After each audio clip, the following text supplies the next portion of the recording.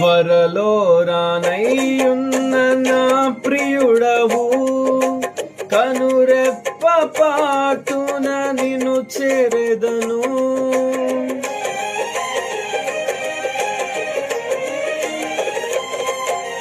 త్వరలో రానయ్యున్న నా ప్రియుడవు, కనురెప్ప పాటున నిన్ను చేరెదను.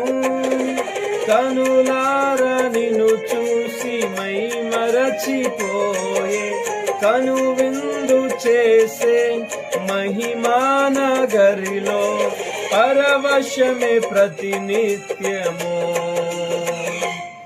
మనసారా నిన్నే చేరి, ప్రియమారా నిన్నే కొలిచి, ప్రణుతింతును ఆశ తీరా అతి కాంక్షణీయుడా.